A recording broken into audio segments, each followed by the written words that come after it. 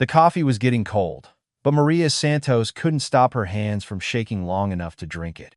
Outside Mel's all-night diner. Rain painted the windows like tears, and the neon sign flickered its dying breath across cracked asphalt. The clock on the wall read 2:47 a.m., and the only sounds were the hum of the ancient refrigerator and the steady drip of coffee that had been brewing too long. Before we jump back in, tell us where you're tuning in from, and if this story touches you, make sure you're subscribed because tomorrow, I've saved something extra special for you. But it wasn't the storm that had her scared. It was the man in the blue pickup truck who'd been parked across the street for the past hour, watching her through the glass like a hawk studying a mouse. If you believe that ordinary people can become heroes when someone needs them most, that brotherhood means never letting the innocent suffer alone, then pause right here. Like this video, hit subscribe, and tell us in the comments, where are you watching from tonight? Because what happened in this small Oklahoma town will restore your faith in humanity and prove that angels sometimes ride motorcycles. Maria Santos had been working the graveyard shift at Mel's all-night diner for 8 months now. 26 years old, barely 5 feet tall, with tired brown eyes that had seen too much heartbreak for someone so young. She was a single mother, trying to keep her head above water after her ex-husband David left her with nothing but bills, broken promises, and a 4-year-old daughter named Sophie. The job paid minimum wage plus tips, barely enough to cover rent on their tiny apartment above the hardware store and daycare for Sophie. But it was honest work, and in a town like Millbrook, Oklahoma, population 3,200, honest work was hard to find. The town had been dying slowly for years, ever since the oil wells dried up and the young people started leaving for bigger cities with bigger dreams. Maria didn't have the luxury of bigger dreams. She had Sophie to think about. Sophie with her gap-toothed smile and crayon drawings taped to their refrigerator. Sophie, who asked every night when Daddy was coming home, not understanding that some people leave and never come back. So, Maria worked nights at Mel's, serving coffee to truckers passing through and insomniacs who had nowhere else to go. She'd learned to read people quickly, which customers would tip well, which ones would try to grab her hand when she poured their coffee, which ones just needed someone to listen to their troubles for a few minutes. But she'd never learned to read someone like him. His name was Carl Brennan, though she didn't know that yet. 38 years old. Unemployed since losing his job at the grain elevator 6 months ago. He lived alone in a house his mother left him when she died, spending his days drinking beer and scrolling through social media, watching other people live the lives he felt he deserved. Carl had first noticed Maria 3 weeks ago when he'd stopped at Mel's for coffee on his way home from a bar in the next town over. Something about her, the way she moved, the way she smiled politely even when customers were rude, the way she seemed so small and vulnerable behind that counter, had awakened something dark inside him. He'd started coming in regularly after that, always ordering black coffee, always sitting in the corner booth where he could watch her work. When other customers were around, he'd pretend to read a newspaper or scroll through his phone. But when the diner was empty, those pale blue eyes never left her. Maria had tried to be professional about it at first. Some customers were lonely, she told herself. Some just needed human contact. But there was something different about the way Carl looked at her. Something hungry. Something that made her skin crawl and her instincts scream danger. Then, he started following her home. It began. Innocently enough, or at least, that's what she tried to tell herself. She'd clock out at 6 a.m., exhausted from serving coffee and frying eggs all night. And there he'd be in his blue pickup truck, pulling out of the parking lot a few seconds after her. The first time, she thought it was a coincidence. The second time, she started paying attention. He'd stay exactly 3 cars back, turning when she turned, stopping when she stopped. If she pulled into a gas station, he'd wait at the corner until she came out. If she took a different route home, he'd somehow know where she was going and be there when she arrived. Maria had tried everything she could think of. She'd taken random turns, driven around blocks, even stopped at the police station once. But Carl was patient. Carl was careful. And Carl always found her. She called the police twice. The first time, Officer Martinez had been sympathetic but helpless. Has he threatened you? Tried to contact you? Actually done anything besides drive on public roads? When Maria said no, Martinez had shaken his head sadly. Unless he actually does something, there's not much we can do. Keep a record of the incidents and call us if anything escalates. The second call had been to a different officer, one who'd made it clear he thought she was overreacting. Maybe he just lives in the same direction. Maybe it's all in your head. You night shift workers sometimes get paranoid. But it wasn't in her head. And tonight, something had changed. Carl had been bolder lately. Instead of just following her, he'd started getting out of his truck, standing at the edge of parking lots, watching her apartment building from across the street. Yesterday, she'd found a note under her windshield wiper. You're beautiful when you smile. I wish you'd smile for me. Tonight, he'd escalated again. He wasn't just watching from his truck anymore. He was standing at the edge of the diner's parking lot, rain soaking through his jacket, just waiting. Like a predator who'd finally decided it was time to strike. That's when she noticed the motorcycle. It had pulled into the parking lot 20 minutes ago, a massive black Harley-Davidson that rumbled like controlled thunder. The rider who climbed off was built like a mountain. 6'4", broad shoulders, arms thick as tree trunks. His leather jacket was worn smooth from years on the road, and patches covered his back and chest. The largest one, spread across his shoulders, read Thunder Riders MC with a skull wearing a bandana underneath. Most people would have been intimidated. Maria had grown up around bikers. Her uncle had ridden with a club before he got married and settled down. She knew the difference between weekend warriors and the real deal. This man was the real deal. His name was Jake Hammer Morrison, though she didn't know that yet either. 43 years old, a veteran of 2 tours in Afghanistan and 15 years as a member of the Thunder Riders Motorcycle Club. He'd been riding from Tulsa to Denver when the storm hit, and Mel's all-night diner had been the only place with lights on for 50 miles. Jake had seen a lot in his years: war, loss, brotherhood, and betrayal. He'd learned to read situations quickly, to spot trouble before it spotted him. And the moment he'd walked into that diner, he'd known something was wrong. It wasn't just the way the waitress, Maria, her name tag said, kept glancing nervously toward the windows.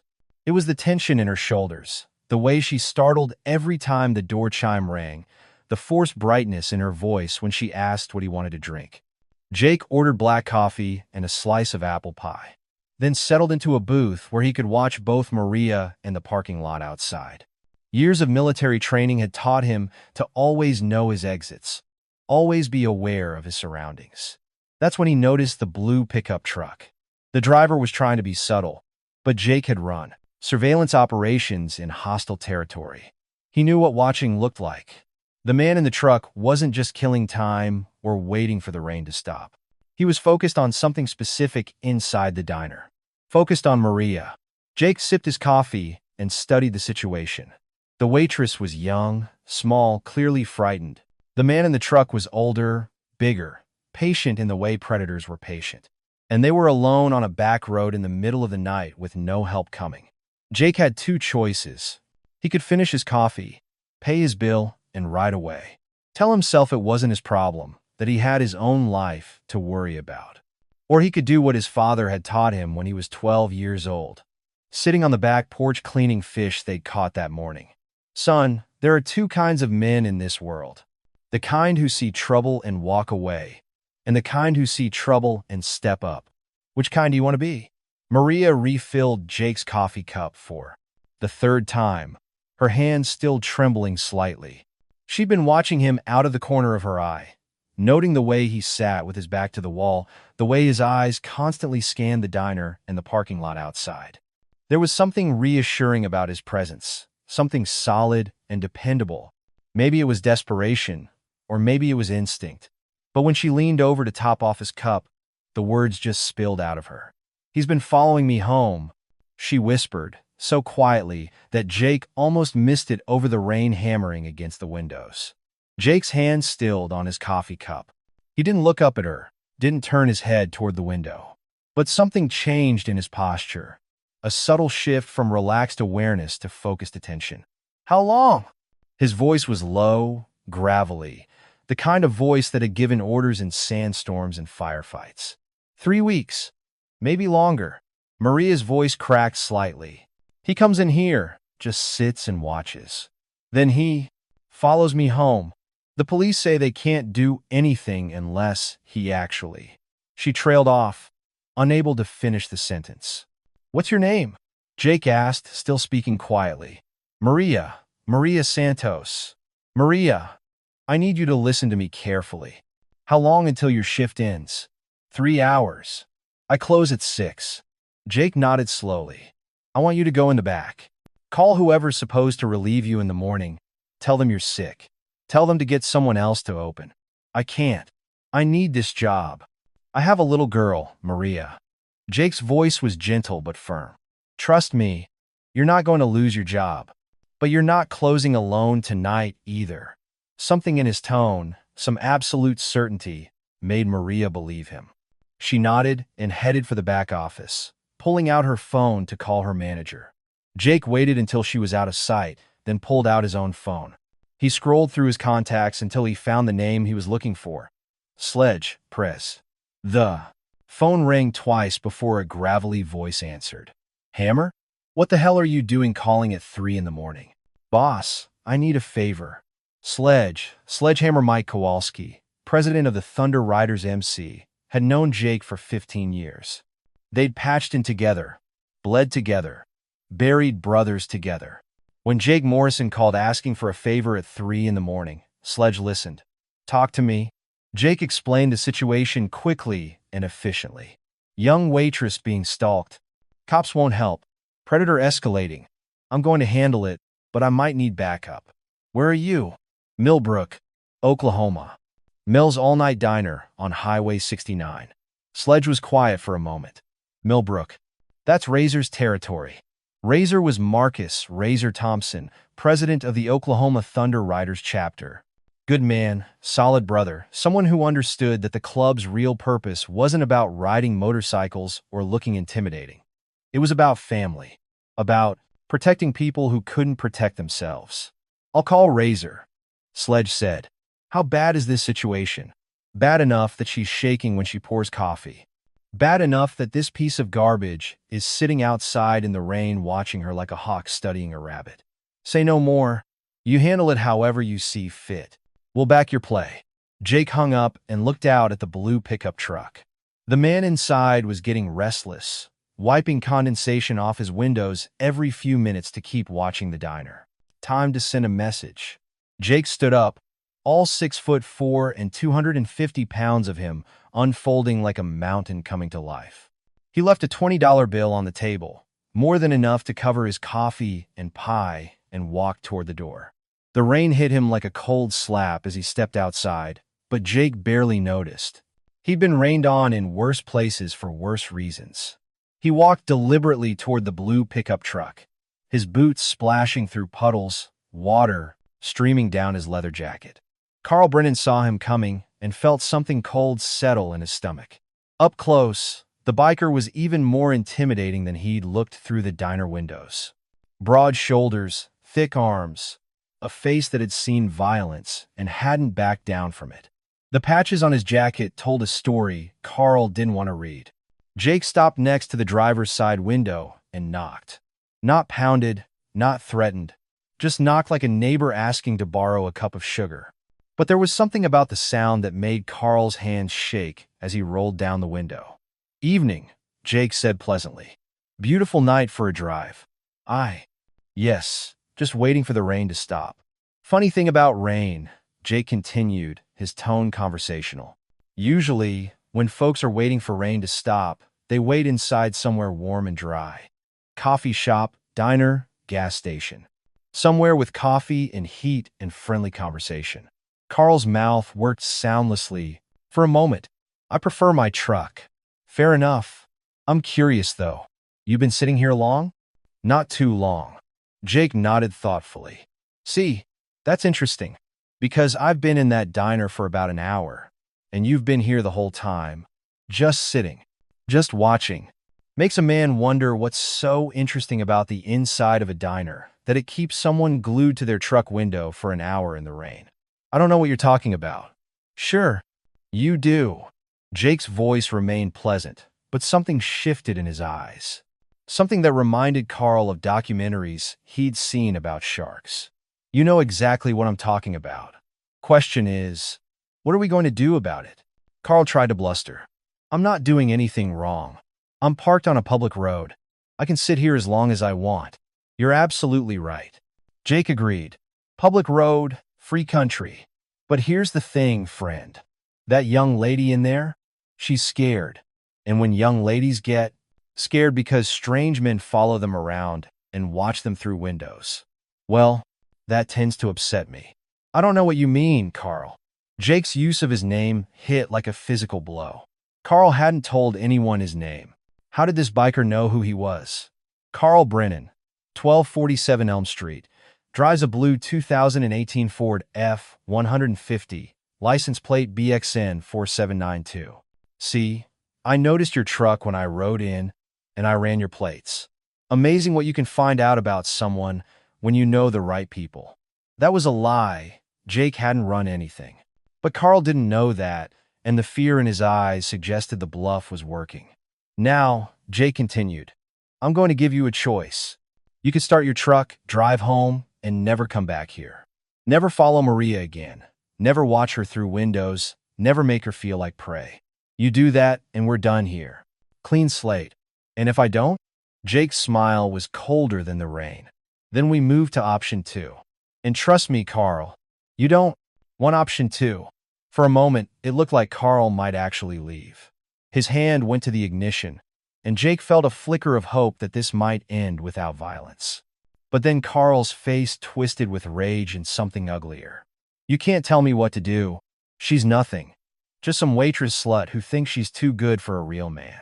Maybe if someone taught her some respect. Preparing and narrating this story took us a lot of time, so if you are enjoying it, subscribe to our channel. It means a lot to us. Now back to the story. He never finished the sentence. Jake's hand shot through the open window, grabbed Carl by the throat, and slammed his head back against the headrest. Not hard enough to cause serious damage, but hard enough to get his complete and undivided attention. Wrong answer, Jake said quietly. See, now you've made it personal. Now it's not just about scaring a young lady. Now it's about disrespecting her, calling her names, making threats. That crosses a line, Carl. A line you can't uncross. Jake released his grip and stepped back. Start your truck. Drive away. Don't come back. Last chance. Instead of starting the truck, Carl reached under his seat. Jake saw the movement and reacted on instinct, grabbing the door handle. But Carl was faster than he looked, and the knife blade caught the light as it swung toward Jake's midsection.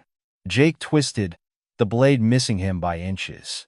His training kicked in, not from the motorcycle club, but from 2 tours in Afghanistan, where mistakes got you killed.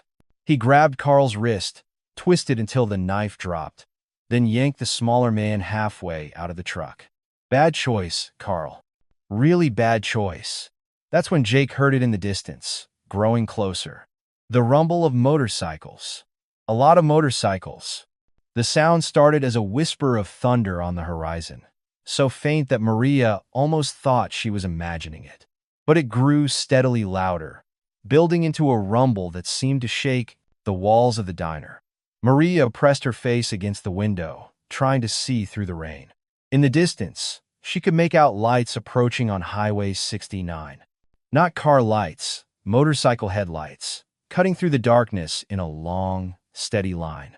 More lights appeared behind the first group, then more. The rumble grew into a roar, and Maria realized she wasn't looking at a few motorcycles. She was looking at dozens. Jake heard them too, and a grim smile crossed his face. Sledge hadn't just called Razor. He put out the word to every Thunder rider within 100 miles. Carl struggled in Jake's grip, panic replacing the rage in his eyes. What's that? What's coming? Back up, Jake said simply. The first motorcycle crested the hill and became visible through the rain. Then the second, then the third. They kept coming.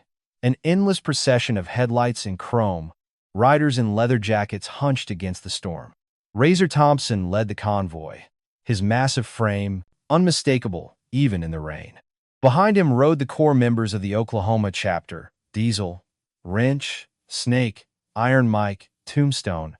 Behind them came riders from other chapters: Arkansas, Kansas, Texas. Word had spread through the Thunder Riders network like wildfire. A brother needed help. A woman needed protection.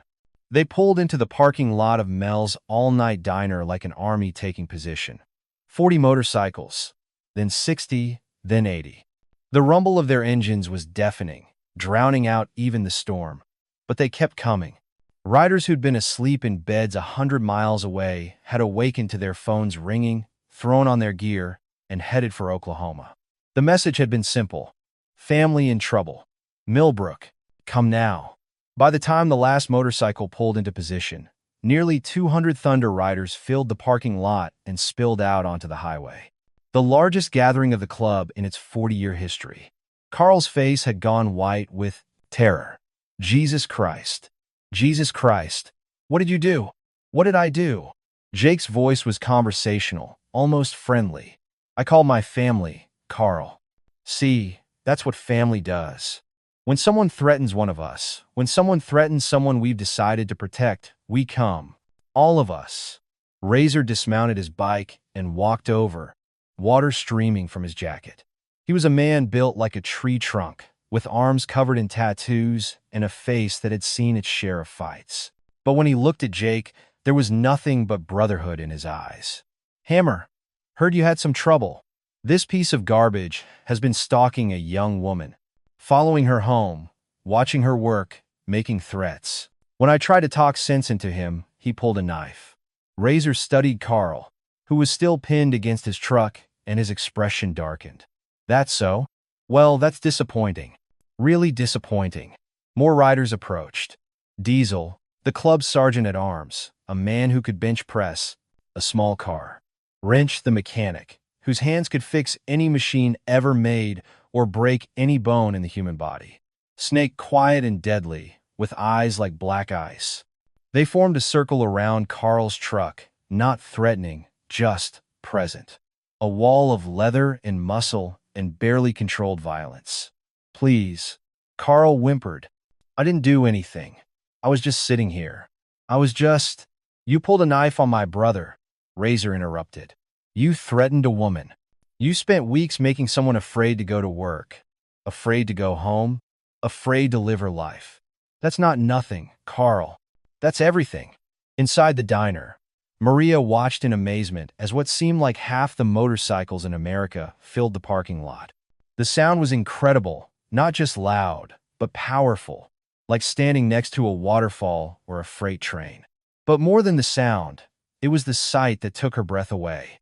Row after row of riders, all sitting calmly on their bikes despite the rain, all facing toward the blue pickup truck where Jake stood talking to her stalker. They weren't revving their engines or making noise or trying to intimidate anyone. They were just there, present, solid, like a mountain range that had suddenly appeared in the parking lot. Maria found herself crying, but not from fear. From relief, from gratitude, from the overwhelming realization that a stranger had made one phone call and brought an army to her defense. She'd grown up feeling alone, learning early that she could only count on herself. Her father had left when she was 10. Her mother had worked 3 jobs and still couldn't make ends meet. Her ex-husband had promised to love and protect her, then disappeared the moment things got difficult. But watching those riders sitting in the rain, watching Jake face down her stalker with the backing of 200 brothers, Maria realized she'd been wrong about something fundamental. She wasn't alone. There were still good people in the world. There were still people who would stand between the innocent and those who would hurt them. People who would ride through a storm in the middle of the night for someone they'd never met, just because it was the right thing to do. Razor walked closer to Carl's truck, his boots splashing through puddles. Behind him, 200 motorcycles sat in perfect formation, their riders watching silently. Here's what's going to happen, Carl, Razor said, his voice carrying easily over the rain. You're going to get in your truck, and you're going to drive away. Not just from this diner, not just from this town, but from this state. You're going to go somewhere far away and start over. I have a house here. Sell it. You've got 30 days to pack up and leave Oklahoma for good. You can't make me. Razor held up a hand, and Carl fell silent. Actually, we can. See, we've got friends everywhere, Carl. Police friends, judge friends, district attorney friends. People who don't like it when men stalk and threaten women. People who'd be very interested in your pattern of behavior. Jake had been busy while the convoy arrived, using his phone to send photos and information to contacts in law enforcement. Within the hour, investigators would be looking into Carl Brennan's background, his internet history, his previous addresses. And that's just the legal side. Razor continued. The unofficial side is even simpler. 200 of us know your name now, Carl. 200 of us know your face, your truck, where you live. You stay in Oklahoma, and every time you leave your house, every time you go to a store or a gas station or a restaurant, one of us will be there, watching, making sure you remember our conversation. The rain began to lighten, and in the distance, Maria could see the first hints of dawn on the horizon. Her shift would have been ending soon if she'd stayed. Choose, Jake said simply. Pack up and leave quietly, or we let the law handle this. Your call. Carl looked around at the sea of motorcycles, at the faces of men who'd ridden through a storm just to make sure a young woman felt safe. He saw no mercy there, no negotiation, just cold certainty. I'll leave, he whispered. I'll pack up and go. Just don't hurt me. We're not going to hurt you, Carl, Razor said. That's not who we are. But we are going to make sure you keep your word. Diesel stepped forward with a piece of paper and a pen. Write it down. Your promise to leave the state and never contact Maria Santos again. Sign it. Date it. With shaking hands, Carl wrote out the promise and signed his name. Diesel took the paper and handed it to Jake. Insurance policy, Jake explained. In case you forget our conversation. Carl started his truck with trembling hands. As he pulled out of the parking lot, 2 riders followed at a discreet distance. They'd make sure he went home and started packing, not to Maria's apartment. As Carl's taillights disappeared into the dawn, something remarkable happened. The 200 Thunder Riders who had converged on a small Oklahoma town in the middle of the night began to disperse just as quietly as they'd arrived. They didn't linger, didn't make speeches, didn't ask for recognition or thanks. They simply mounted their motorcycles and rode away, heading back to their jobs and families and regular lives. Within 30 minutes, the parking lot was nearly empty except for Jake's bike and a few riders who lived locally. Maria stood in the doorway of the diner, still wearing her uniform, watching the last of her protectors disappear into the morning light. Jake walked over to her, and for the first time since this all began, she got a good look at his face. He was younger than she'd expected, maybe early 40s, with kind eyes and smile lines around the corners. Not the hardened criminal the movies made bikers out to be, but a man who'd seen enough of the world to know when someone needed help. Is it over? She asked. It's over. He'll leave the state, and he won't bother you again. If he does, you call this number. Jake handed her a card with a phone number written on it. Day or night, someone will answer.